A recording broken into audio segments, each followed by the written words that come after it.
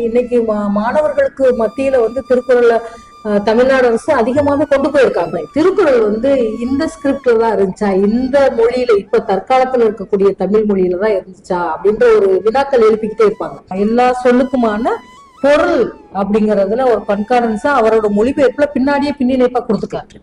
அதுதான் தொடக்கத்துல இந்த திருக்குறளுக்கான ஒரு அகராதியா நான் பார்க்கிறேன். உலகம் முழுக்க கொண்டு போகணும் அப்படின்னா இது ஒரு மிகப்பெரிய ஒரு ஊடகம்.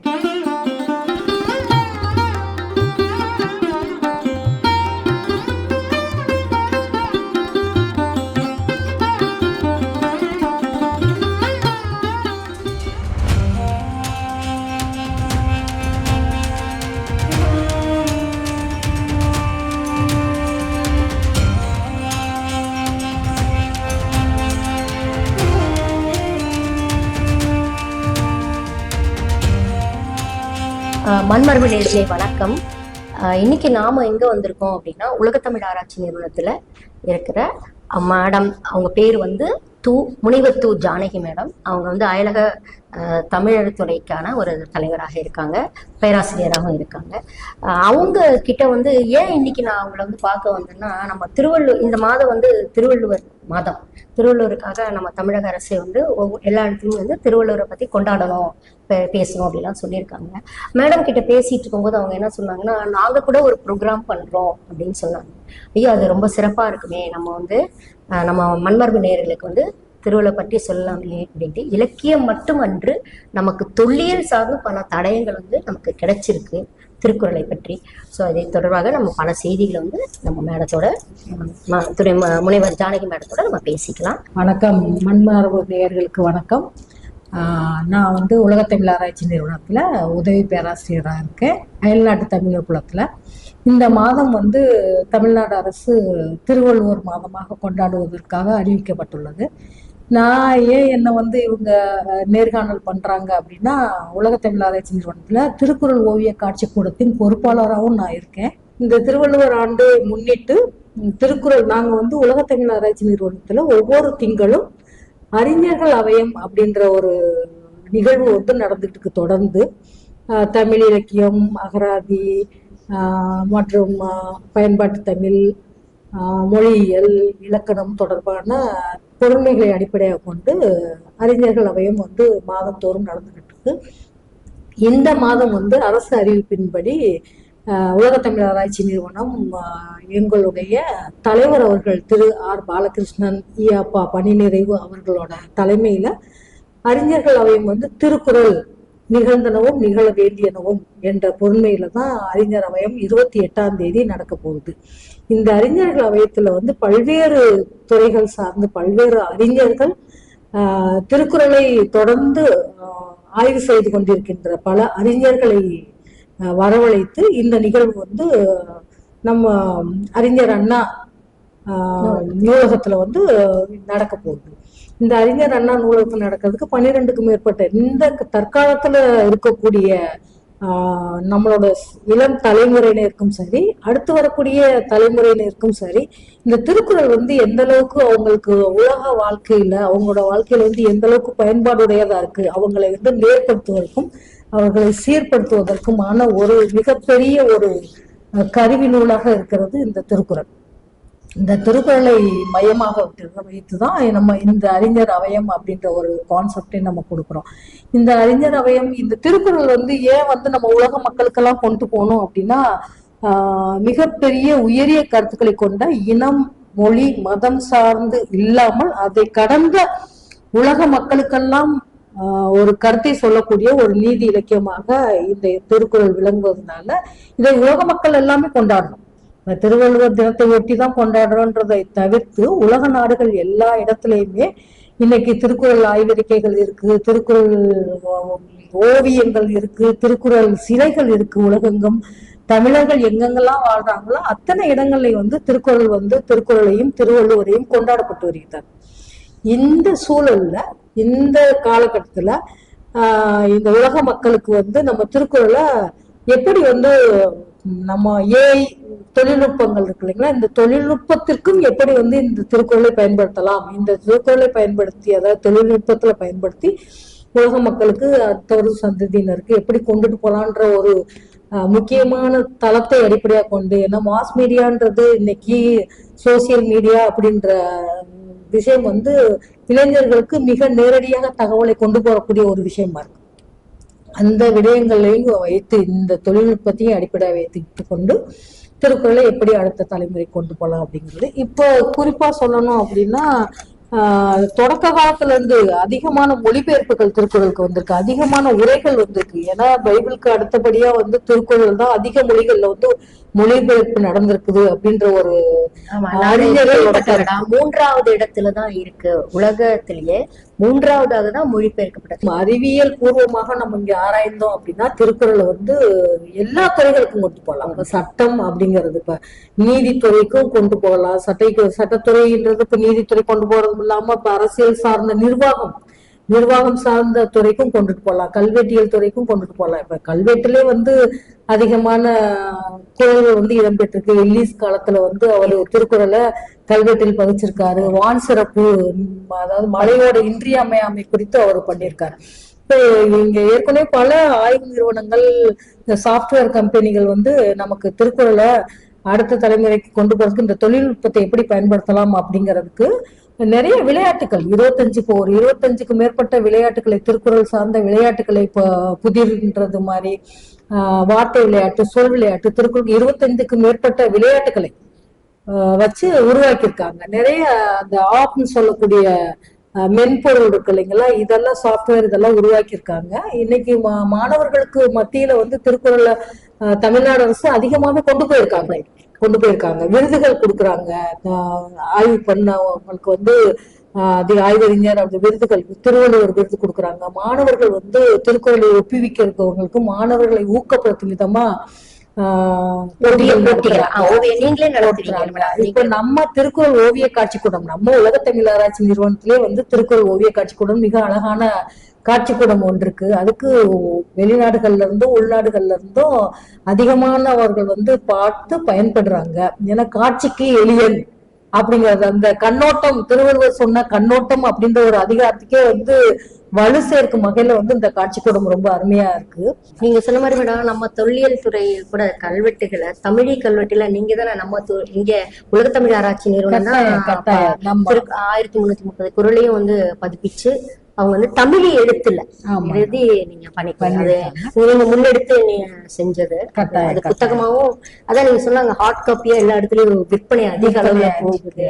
ஆமா, ஏன்னா நான் ஃபாரின்ல இருக்கிறவங்க அது ரொம்ப விரும்பி, ஏன்னா ரெண்டாயிடும் அவங்களுக்கு வந்து தமிழ் எழுத்து பயிற்சியும் ஆயிடும், திருக்குறளையும் அறிந்த மாதிரி ஆயிடும் இல்லையா மேடம்? அது மாதிரி இருக்கும். சரி மேடம், இப்போ எனக்கு ஒரு சின்ன 2-3 சந்தேகங்கள் இருக்கு. சுவடி வந்து சுவடியா இருந்ததா, எப்படி நீங்க வந்து அதை எதுக்கு இதை நான் சொல்ல வரேன்னா, மாண்புமிகு நம்ம அப்துல் கலாம் ஐயா அவங்க வந்து அவர் இருக்கும்போது எங்க துறை வந்து உலகத்து ஒளிச்சுடி அதுக்கு வருவாங்க, வந்து இங்க ஏதாவது ரொம்ப ஏர்லியஸ்டா இருக்கிற தாட்சுவடிகள் மாதிரிலாம் இருக்காங்க. நீங்க அதை பற்றி கொஞ்சம் சொல்லுங்க. இந்த உலக நாடுகள்ல இருந்தெல்லாம் அந்த திருக்குறள் ஓவிய காட்சி கூடத்தை பார்வையிட வரும் பொழுது எல்லாரும் கேட்பாங்க, இந்த திருக்குறள் வந்து இந்த ஸ்கிரிப்ட்ல தான் இருந்துச்சா, இந்த மொழியில இப்ப தற்காலத்துல இருக்கக்கூடிய தமிழ் மொழியில தான் இருந்துச்சா அப்படின்ற ஒரு வினாக்கள் எழுப்பிக்கிட்டே இருப்பாங்க. அந்த ஒரு வினாவுக்கு விடை தேடும் விடயமா தான் இந்த காலத்தை அடிப்படையாக கொண்டு பார்க்கும்போது தொடக்க காலத்துல அப்படின்ற போது நமக்கு தொடக்க கால வடிவமா வந்து தமிழ் இருந்தது. அந்த இதுக்கு விடை சொல்லும் விதமா, அந்த வினாக்களுக்கு விடை சொல்லும் விதமா இப்ப தமிழில இருந்திருக்கலாம் அப்படின்றத வந்து நம்ம தொல்லியல் ஆய்வறிஞர்களை கொண்டு திருக்குறளை வந்து தமிழில எழுதணும்.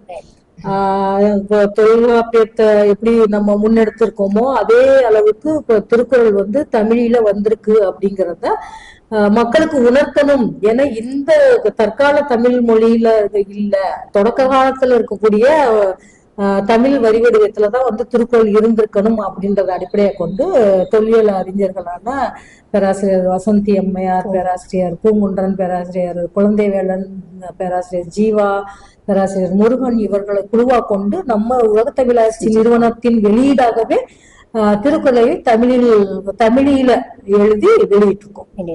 அது உலக நாடுக்கெல்லாம் விற்பனை ஆகுது. ஒவ்வொரு தடவையும் நமக்கு பப்பாசி அந்த புத்தக புத்தக கண்காட்சியில அதிகமா விற்பனை ஆகுதுன்ற ஒரு பதிவையும் எங்களோட நூல் விற்பனையாளர்கள் வந்து பதிவு பண்றாங்க.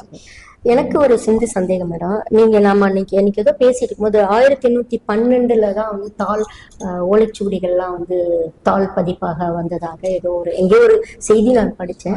எனக்கு அந்த ஓலைச்சுவடிகள் பற்றி அது முதல்ல எப்படி இருந்தது? சுவடியா இருந்ததா? சுவடியா இருந்ததா? அதுக்கு அதாவது சுவடியில தான் முன்ன தொடக்க காலத்துல திருக்குறள் வந்து சுவடியில இருந்திருக்கு.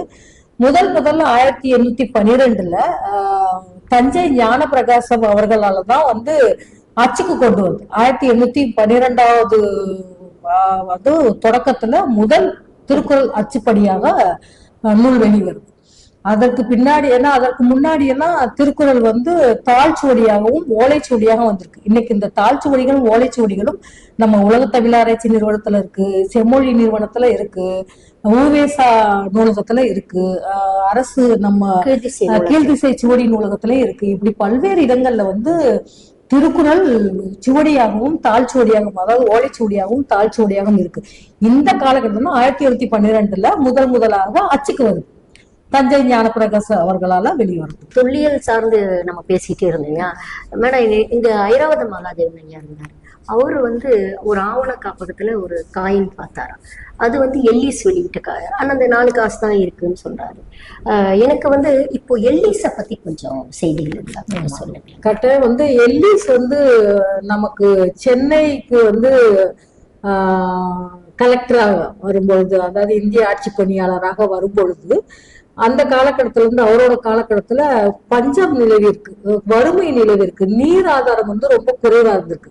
அந்த காலகட்டத்துல அவருக்கு என்னன்னா, நம்ம திருக்குறள்ல திருவள்ளுவர் சொன்ன அந்த வான் சிறப்புன்ற அதிகாரத்துல இருக்கக்கூடிய நீரோட இன்றியமையாமை என்ன, உலகத்துல வந்து நீர் இல்லைன்னா வேற எந்த தொழிலுமே செய்ய முடியாதுன்னு திருவள்ளுவர் சொன்ன ஒரு அதிகாரங்களை எடுத்துக்கிட்டு அவர் காலகட்டத்துல நிறைய கிணறுகள் தோண்டியிருக்காங்க. இப்ப 7 கிணறு அப்படின்ற ஒரு பேரே வந்து சென்னையில இருக்கு, ஒரு இடத்துக்கு இருக்குப்ப. அந்த கிணறுகளை தோண்டி கிணறுகள்ல வந்து நம்ம வான் சிறப்பு அதிகாரத்துல இருக்கக்கூடிய திருக்குறளை வந்து பொறிச்சிருக்காங்க, கல்வெட்டாக பொறிச்சிருக்காங்க. அது மட்டும் இல்ல, அவரோட காலகட்டத்துல திருக்குறளுக்கு ஒரு நாணயம் வெளியிட்டிருக்காங்க. திருவள்ளுவர் உருவம் பொறித்த நாணயம் வெளியிட்டிருக்காங்க. அது மட்டும் இல்ல, நம்ம தமிழ்நாடு அரசுமே வந்து 2 ரூபாய் நாணயத்தை வந்து திருவள்ளுவர் பொறித்த நாணயத்தை வெளியிட்டிருக்காங்க. அந்த காலகட்டத்துல வந்து திருக்குறள் ரொம்ப அப்பவே வந்து திருக்குறளுக்கு ரொம்ப அதிகம் வந்து முக்கியத்துவம் கொடுத்திருக்காங்க. திருக்குறள் நாணயம் வெளியிட்டது மட்டும் இல்லாம திருவள்ளுவர் போக்குவரத்து கழகத்தை உருவாக்கியிருக்காங்க. திருவள்ளுவர் போக்குவரத்து கழகத்துல ஒவ்வொரு பேருந்துகள்லையும் திருக்குறளை வந்து எழுதியிருக்காங்க. எல்லாருமே பயணிகள் எல்லாருமே படிச்சு திருக்குறளை வந்து தெரிஞ்சுக்கணும், அதன்படி இந்த வாழ்க்கையை வந்து சிறக்கணும்னா அந்த திருக்குறளை வந்து அவங்க நடைமுறைக்கு கொண்டு வரணும், அவங்க தெரிஞ்சுக்கணுன்றதுக்காக பண்ணியிருக்காங்க.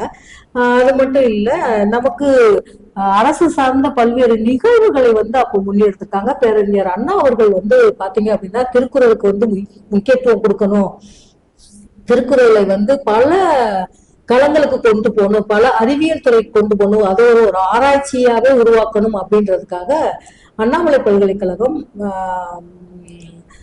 மதுரை காமராசர் பல்கலைக்கழகம், சென்னை பல்கலைக்கழகம், இந்த 3 பல்கலைக்கழகங்களையும் ஒரு ஆய்விருக்கையை திருக்குறளுக்காக ஆய்விருக்கையை உருவாக்கியிருக்காரு.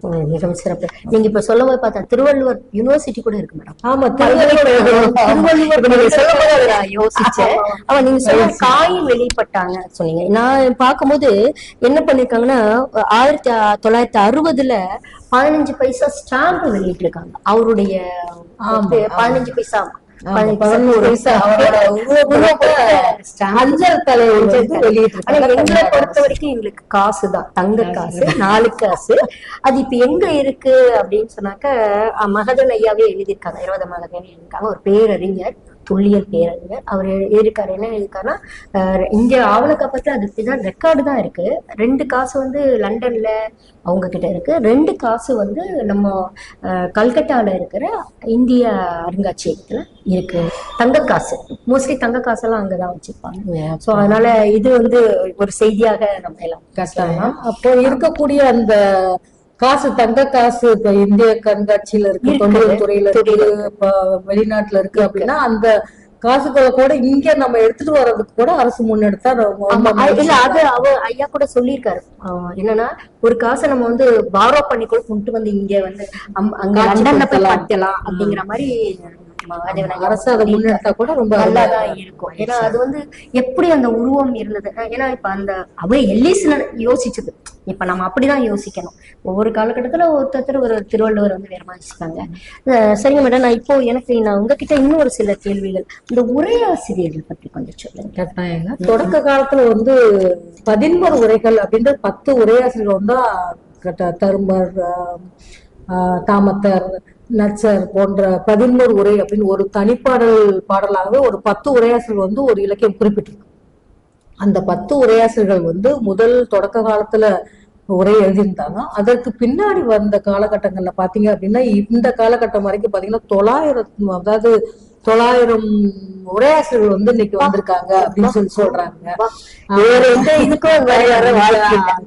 அளவுக்கு வந்து உரைகள் தோன்றுனது திருக்குறளுக்கு தான் அதிகமான உரைகள் வெளிவந்திருக்கு. அதுல குறிப்பா சொல்லணும்னா நம்ம முத்தமிழ் அறிஞர் கலைஞர் ஐயா அவர்கள் கூட நமக்கு திருக்குறளுக்கு உரை எழுதியிருக்காங்க. முனுசாமி ஐயா, அவருடைய திருக்குறள் முனுசாமி ஐயா அவர்கள். இப்ப நான் கேள்விப்பட்ட மாட்டேன், சாலமன் பாப்பா ஐயா கூட எழுதியிருக்காங்க. இன்னைக்கு திருக்குறளை தொடாத தமிழ் அறிஞர்களே தமிழர்களே இல்லைன்ற அளவுக்கு உலக நாடுகள்ல இருக்க தமிழர்களாக இருக்கட்டும், இங்கே இந்தியாவில் இருக்கக்கூடிய தமிழர்களாக இருக்கட்டும், சிறுவர் முதல் பெரியவர்கள் வரைக்கும் திருக்குறளை தொடாத ஆட்களே இல்லை என்றே சொல்லலாம். இல்ல நீங்க சொல்ற ரைட் மேடம். ஏன்னா நான் இப்ப ஏன் இவங்களெல்லாம் கேட்டேன்னா அவங்கவுங்க வாழ்ந்த காலகட்டத்துல அந்த சொற்களை வந்து அவங்க பயன்படுத்திருப்பாங்க. சோ இப்போ நம்மளுடைய டாக்டர் கலைஞர் அவர்களும் நம்மளுடைய சாலமன் பாப்பையாவும் முனுசாமி ஐயா அவங்களுடைய காலகட்டத்துல பழக்கப்பட்ட அந்த புழக்கத்தில் இல்ல அந்த சொற்களை வந்து அவங்க பயன்படுத்திருப்பாங்களா, அது வந்து நமக்கு சீக்கிரமா வந்து புரியக்கூடிய ஒன்றாக இருக்கும் அப்படின்னு. அதுக்கு தொடர்பான அகராதிகள் வந்திருக்கு. சாமி வேலாயுதம் அவர்கள் வந்து அகராதி போட்டிருக்காங்க. இந்த மாதிரி அகராதிகள் வந்து திருக்குறளுக்கு வெளிவந்திருக்கு. ஜியு போப், குறிப்பா சொல்லணும்னா ஜியு போப் வந்து அவரோட ஆங்கில மொழிபெயர்ப்புல வந்து பின்னாடி கன்கார்டன்ஸ் அப்படின்ற ஒரு சின்ன ஒரு எல்லா சொல்லுக்குமான பொருள் அப்படிங்கறதுல ஒரு கன்கார்டன்ஸா அவரோட மொழிபெயர்ப்புல பின்னாடியே பின்னிணைப்பா கொடுத்துக்காரு. அதுதான் தொடக்கத்துல இந்த திருக்குறளுக்கான ஒரு அகராதியா நான் பாக்குறேன். அதற்கு பின்னாடி சாமி வேலாயுதம் இன்னும் பலர் வந்து அகராதி பண்ணியிருக்காங்க. நீங்க ஒரு விதத்துல சொன்னது ரொம்ப அருமை. ஏன்னா சொல்லகராதிகள் வந்து இன்னைக்கு திருக்குறளுக்கு கொண்டு வரணும். நான் தமிழ், ஆங்கிலம் தமிழ், ஒரு சொல் பல பொருள், பல பொருள் ஒரு சொல், இந்த மாதிரியான அகராதிகள் வந்து அதிகமா பண்ணணும் அப்படின்னா திருக்குறளை மொழிபெயர்ப்பவர்களுக்கு, பிற மொழிகளுக்கு மொழிபெயர்ப்பவர்களுக்கு இது ரொம்ப பயனுடையதா இருக்கும். ஆமா மேடம். அண்மையில் கூட நான் ஒரு சுப்பையா பிள்ளை அவர்களுடைய ஒரு அகராதி இதுக்கு நான் வந்திருந்தேன். அவங்களுடைய அதுக்கு வந்திருந்தேன். அவங்க எல்லாருமே நம்ம தலைவர் எல்லாருமே அதை வந்து வலியுறுத்தலாம். ஏன்னா ஆனா இப்போ எனக்கு என்னன்னா இப்ப இருக்கிறவங்களுக்கு வந்து அகராதினா என்ன அப்படின்னு நம்ம கொஞ்சம் எக்ஸ்பிளைன் பண்ணணும். உரையாசிரியர்களா என்ன 2 வார்த்தை அதை சொல்லி. இப்ப உரையாசிரியர்களுக்கு உரை வேறுபாடுகள் இருக்கு. இப்ப தருமர் உரை அப்படின்னா இப்ப பரிமேலழகர் உரை வந்து இப்ப ரொம்ப பரவலா எல்லாருக்கும் ஏற்ற உரையா சொல்றாங்க. இப்ப அந்த பரிமேலழகர் உரை அப்படின்னா அந்த 11 உரையில பரிமேலழகர் வந்து இருக்காரு. அப்போ அவருக்கு முன்னாடி பரிமேலழகருக்கு முன்னாடி இருக்கக்கூடிய ஒரு 8-9 உரையாசிரியர்களோட உரைகளை வந்து உரைகள் அவருக்கு முன்னோடியாக இருக்கு. அப்ப அந்த உரைகளை அடிப்படையாக கொண்டு அவர் வந்து ஒரு தெளிவான உரை எழுதுறாரு. அப்போ பரிமேலழகர் உரை வந்து எல்லாருக்கும் பாமரனுக்கும் பரிமேலழகர் உரை அப்படின்றது நமக்கு ஆய்வறிஞர் வந்து இப்ப சொல்லியிருக்காங்க. அந்த அளவுக்கு உரைகள் வந்து ரொம்ப அதிகமா வந்திருக்கு. இப்ப இன்னைக்கு நம்ம பேசிட்டு இருக்கோம் அப்படின்னா இப்ப இன்னைக்கு கூட வந்து பல உரைகள் பல ஆய்வுகள் வந்து நமக்கு திருக்குறளுக்கு பண்ணிட்டு இருக்கிறதுக்குரிய மொழிபெயர்ப்புகள் இருக்காங்க. எந்த மொழியில இந்திய மொழிகள்லயும் மொழிபெயர்த்திருக்காங்க, உலக மொழிகள்லயும் மொழிபெயர்த்திருக்காங்க. இப்ப ஆங்கிலத்துல மொழிபெயர்த்தது அதிகமா ஜி போப் இருக்கு. எல்லிஸோட கைப்பிரதியை வந்து நம்ம மருதநாயகம், ஆமாங்க. இப்ப பாருங்க எல்லிஸோட கைப்பிரதி, அதாவது திருக்குறள் கைப்பிரதியை கூட வந்து புத்தகமா நூலா வந்து பேராசிரியர் மருதநாயகம் ஐயா போட்டிருக்காங்க. மொழிபெயர்ப்புகள் அதிகமாவே வெளிவந்திருக்கு. லாட்டின்ல இருக்கு, இப்போ ஆங்கிலங்கள்ல இருக்கு, ஹிந்தில இருக்கு, சமஸ்கிருதத்துல இருக்கு. அதாவது இப்போ கடந்த காலத்துல பாத்தீங்க அப்படின்னா நம்ம தமிழ்நாடு முதல்வர் அவர்கள் வந்து மொழிபெயர்ப்புக்கே, திருக்குறள் மொழிபெயர்க்கே நிறைய வந்து நிதி வழங்கினாங்க. அப்ப அதிகமா வந்து இப்ப செம்மொழி நிறுவனங்கள்லாம் வந்து அதிகமான மொழிபெயர்ப்புகள் வந்து இப்போ வெளியிட்டிருக்காங்க. இப்ப இந்த பட்டியல் மொழிகள்னு சொல்லக்கூடிய அத்தனை மொழிகள்லயுமே வந்து திருக்குறளை கொண்டு வரணும் அப்படின்ற ஒரு முன்னெடுப்பும் நடந்து கொண்டிருக்கிறது. ரஷ்யால இருக்கா மேடம்? ரஷ்ய மொழியில இருக்கா மேடம்? ரஷ்ய மொழியில இருக்குங்க. ரஷ்யால பாத்தீங்க அப்படின்னா திருக்குறளை வந்து அவ்வளவு ஒரு இதா பாதுகாத்து இராணுவ மரியாதையோட அவங்க வந்து ரஷ்யாவுல திருக்குறளை வந்து ஒரு பாதுகாப்பா வச்சிருக்காங்க அப்படின்ற ஒரு செய்தி கூட அப்போ அது நம்மளால அறிய முடியும். ரஷ்யாவுல வந்து பாதுகாத்து வச்சிருக்காங்க அப்படின்றப்போ நமக்கு இன்னும் பெருமையா இருக்கு. நம்ம மொழியில இருக்கக்கூடிய நம்ம வந்து அதோட எவ்வளவு கொண்டாடணும், எப்படி வந்து மக்களுக்கு சென்று சேரக்கூடிய வகையில பயன்பாட்டு அடிப்படையில வந்து திருக்குறள் எப்படி எல்லாம் கொண்டு போகணும். அதிகமா இந்த நம்ம தமிழ்நாடு அரசு வந்து இப்ப இருக்கக்கூடிய முதல்வர் அவர்கள் அதிகமாவே பள்ளி மாணவர்களுக்கும் கல்லூரிகளுக்கும் பேச்சு போட்டி வழியாக, கட்டுரை போட்டி வழியாக, முற்றோதல் வழியாக, விருதுகள் வழியாக கொண்டு போயிருக்காங்க. இப்ப இதை வந்து இன்னுமே வந்து அதிகப்படுத்தி இன்னும் எங்க வந்து அறம் மலிவா இருக்கோ அந்த அறம் மலிவா இருக்கக்கூடிய இடங்களுக்கு இன்னும் அதிகமாக கொண்டு போனா இன்னும் அருமையா இருக்கும், மக்கள் பயன்படுவாங்க. நான் என்ன நினைக்கிறேன்னா, இது வந்து ஒரு படங்களாக வந்து கதாநாயகன் நடிச்சாதான் வந்து மாணவர்கள் கிட்ட போகுமோ, இது என்னுடைய ஒரு கருத்து தான். இது வந்து இது பண்ண வேண்டாம், நான் இது நினைக்கிறேன். ஏன்னா பிள்ளைகளுக்கு, குழந்தைங்களுக்கு அதை போய் சேரணும் அப்படின்னு சொன்னா அவங்களுக்கு மைண்ட்ல கேட்ச் ஆகுற மாதிரி இப்ப அனிமேஷன் இருக்கு. நீங்க அன்னைக்கு பேசிட்டு இருந்தீங்க. ஆமா, அனிமேஷன்ல வந்து ஒரு அது திருக்குறளை சொல்லிக்கிட்டே போற மாதிரி, அதெல்லாம் நீங்க சொன்னீங்க எல்லாரும் ஒளி வடிவுல திருக்குறள் நமக்கு அதாவது கதைகள் இருக்கு இல்லைங்களா, மாரல் ஸ்டோரிஸ் அப்படிங்கிற மாதிரி ஒவ்வொரு திருக்குறளையும் அந்த அனிமேஷன் பிலிம் மாதிரி கொண்டு வந்து கொடுத்துருக்காங்க இப்போ. ஆனாலும் வந்து திரைத்துறை இப்ப என்ன மாஸ் மீடியான்ற ரொம்ப வீரியமிக்குது. அப்ப அதுக்குள்ள கொண்டு வந்து மேடம் சொல்ற மாதிரி திரை பிரபலங்களை வச்சு நமக்கு ஒரு முன்னெடுத்தா, அதாவது திரைப்படமாக இப்ப திருவள்ளுவர் ஒரு திரைப்படமே வந்திருக்கு. அப்ப அதே மாதிரி வந்து பல திரை பிரபலங்களை வச்சு இந்த கருத்தை, அதாவது மாரல், அவருடைய வாழ்க்கை வரலாறு வேண்டாம், அந்த நீங்க சொல்ற அந்த மாரல் எத்திக்ஸ், அதாவது எத்திக்ஸ் வந்து கதை வடிவுல கொண்டு நிறைய மக்களுக்கு வந்து ரொம்ப சீக்கிரமா வந்து எளிதில் சென்றடையும். நிறைய ஆர்ட் டைரக்டர் இருக்காங்க, நிறைய பெரிய பெரிய டைரக்டர்ஸ் எல்லாம் இருக்காங்க. அவங்க இதை வந்து முன்னெடுத்தா அருமையா இருக்கும்.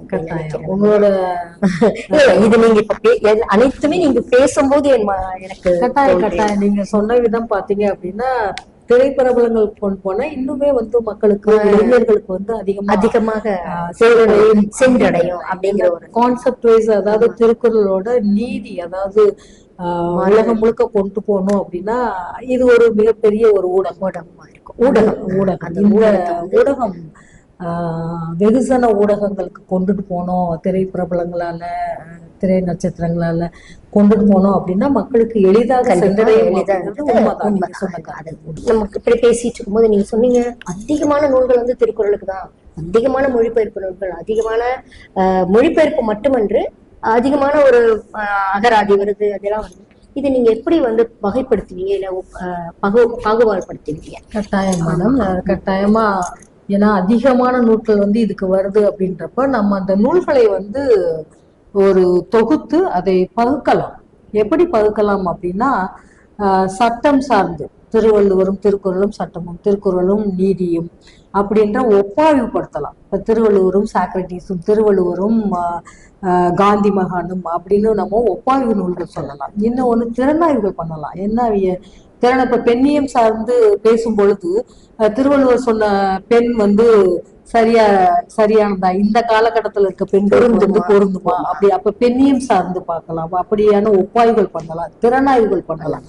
இப்ப ஒரு குறள் அப்படின்னா ஒரு இலக்கியம். இப்ப இந்த திருக்குறளும் இலக்கணமும் திருக்குறளும் தொல்காப்பியம், திருக்குறளும் சங்க இலக்கியமும், இப்படி நூல்களோட வச்சு ஒப்பாய்வு பண்ணலாம். இப்ப திருவள்ளுவரும் பிற அறிஞர்கள், இப்போ தத்துவவாதிகள் இருக்கலாம், சாக்ரட்டிஸ் அந்த மாதிரி பண்றாங்க, தத்துவவாதிகளையும் இலக்கணவாதிகளையும் ஆசிரியர்களை ஒப்பாய்வு பண்ணலாம். இந்த மாதிரி வந்து பாகுபாடு பண்ணலாம், மொழிபெயர்ப்புகள் பண்ணலாம். இதையும் தாண்டி உரை நூல்கள் அப்படின்னு பகுக்கலாம். இப்போ ஒரு பகுப்புக்குள்ள கொண்டு வரோம் அப்படின்னா சட்டம், நீதி, அறிவியல், சமுதாயம், பெண்ணியம், ஒப்பாய்வு, இப்படி வந்து கருத்துக்களை அடிப்படையாக கொண்டு அந்த நூல்களை எல்லாம் வகைப்படுத்தும் பொழுது எங்க வந்து லேக் ஆகுது, அதாவது எந்த இடம் வந்து இன்னும் நம்ம கொண்டு அப்படின்ற ஒரு விஷயத்தை பார்ப்பதற்கு இந்த நூல்களை வந்து வகைப்படுத்தும் பொழுது நமக்கு வந்து எந்த இடத்துல வந்து நமக்கு இப்ப நீங்க டேட்டா கலெக்ஷன் பண்ணணும், ஒரு பேசிக் டேட்டா கலெக்ஷன் பண்ணாதான். ஆனா நீங்க இப்ப நிறைய தலைப்புகள் வந்து ஆய்வு மாணவர்களுக்கு கொடுத்துட்டீங்க. இதை வந்து ஆய்வு மாணவர்கள் மாடர்னாவும் பண்ணலாம். இதை முன்னெடுத்துட்டு அரசும் நிதியுதவி பெற்று இதை முன்னெடுத்துட்டு போனாங்கன்னா மாணவர்களுக்கும் பயனுள்ளதா இருக்கும், நமக்கு ஒரு ஒர்க் நடந்த மாதிரி ஒரு தொகுப்பு நமக்கும் வந்து கிடைச்ச மாதிரி இருக்கும். நீங்க யாரும் பண்ணலையா மேடம்? பண்ணிருக்காங்கம்மா, கட்டாயம் வந்து இதை தொகுத்து. ஏன் வந்து நான் அதை பத்தி பேசுறேன் அப்படின்னா, இது காட்சி கூடம் என்னோட பொறுப்பாளர்ன்றதுனால திருக்குறள் ஓவிய காட்சி கூடத்துல ஓவியங்கள் மட்டுமல்ல, இங்கே நூல்களும் திருக்குறள் சார்ந்த அனைத்து நூல்களுமே இடம்பெற்றிருக்கு. அப்ப அதை பகிர்ந்து பார்த்து, அதாவது பகுத்தாய்வு செய்து இதன்படி வகைப்படுத்தி தான் நாங்க வந்து காட்சிக்கு வச்சிருக்கோம். திருக்குறள் நூல்களையும் காட்சிப்படுத்திருக்கிறோம். அதாவது நானே 2 வால்யூம், அதாவது 2 தொகுதியா வந்து எந்தெந்த நூல்கள்லாம் வந்திருக்கு அப்படின்னு ஒரு டிஸ்கிரிப்டிவ் வடிவத்துல, அதாவது விளக்கம் செய்து எத்தனை நூல்கள் வந்து வெளிவந்திருக்கு, ஒப்பாய்வுல, திறனாய்வுல, மொழிபெயர்ப்புகள் அப்படின்ற மாதிரி பண்ணியிருக்கோம். தமிழ்நாடு அரசு வந்து தமிழ் வளர்ச்சித்துறை பண்ணியிருக்காங்க நூற்றொகை, திருக்குறள் நூற்றொகை அப்படின்னு யாரெல்லாம் என்னென்ன நூல் வந்து வெளியிட்டிருக்காங்க அப்படின்னு. இந்த மாதிரி நூற்றொகை, விளக்க நூல் பட்டியல், ஆய்விடங்கள் அப்படின்றது மாதிரி நம்ம நிறுவனம் சார்ந்து வெளியிட்டிருக்காங்க, தமிழ் வளர்ச்சித்துறையும் வெளியிட்டிருக்காங்க. மண்மரபு நேயர்களே, இது வரைக்கும் நான் நினைக்கிறேன் அவங்க கிட்ட கொஞ்சம் தான் நம்ம எடுத்திருக்கோம். இன்னும் நிறைய செய்திகள் இருக்கு, தொல்லியல் இலக்கியங்கள் சார்ந்து அவங்க கிட்ட நிறைய செய்திகள் வந்து பேசணும். அதனால ஆனா இன்னைக்கு வந்து நம்ம இந்த திருக்குறளை முன்னெடுத்து செல்லணும் அப்படிங்கிறதுனால திருக்குறள் பற்றி என்ன சொன்னோம். நீங்க ஏதாவது மண்மரபு நேயர்களுக்கு சொல்லணும் அப்படின்னு நீங்க வந்து சொல்லலாம். மண்மரபு நேயர்களே, வருகின்ற ஜனவரி 28 அன்று நம்மளுடைய அறிஞர் அவயம் திருக்குறள் நிகழ்ந்தனவும் நிகழ வேண்டியனவும் என்னும் பொறுமையில் பேரறிஞர் அண்ணா நூலகத்தில் நடைபெற உள்ளது. உலக தமிழ் ஆராய்ச்சி நிறுவனத்தின் தலைவர் திரு ஆர் பாலகிருஷ்ணன் அப்பா பணிநெறிவு அவர்களுடைய தலைமையில் நடைபெற இருக்கிறது. மண்மரபு நேயர்களும் மற்றும் திருக்குறள் ஆர்வலர்கள் அனைவருமே கலந்து கொள்ளும்படி கேட்டுக்கொள்கிறோம். என்னுடன் இவ்வளவு நேரமும் உரையாடிய பேராசிரியர் திருமதி வசந்தி அம்மையார் அவர்களுக்கு என்னுடைய நன்றி வணக்கம். மண்மரபு நேயர்களே, இந்த மாதிரி பல செய்திகளை நம்ம வந்து இனிமேல் உங்களுக்கு தெரிவிக்க போகிறோம். அதனால் எங்களோட இணைந்திருங்க, பெல் பட்டன் அழுத்திருங்க, லைக் கொடுத்துருங்க. லைக்கும் கொடுக்கணும், அது கொடுத்தாதான் அப்போ தான் வந்து இன்னும் பல இந்த மாதிரி நிறைய செய்திகளை வைத்துள்ள உலகுக்கு நம்ம இவங்கெல்லாம் நிறைய செய்திகள் வச்சிட்ருக்காங்க. அந்த சுரங்கத்தை வந்து நம்ம தோண்டி தோண்டி எடுக்கணும். இந்த மாதிரி நிறைய செய்திகள் உள்ள பல ஆளுமைகளை நம்ம வந்து இனிமேல் சந்திச்சுட்டே இருக்கோம், சந்திக்க போகிறோம். அவங்க மேடம் கிட்ட வந்து தொல்லியல் சார்ந்து ஏன்னா அவங்க தொல்லியலும் படிச்சிருக்காங்க. அதனால தொல்லியல் சார்ந்து இலக்கியம் சார்ந்து பல தரவுகளை நம்ம அவங்ககிட்ட கேட்டறியலாம். மண்மரபு நேயர்களே, நன்றி, வணக்கம்.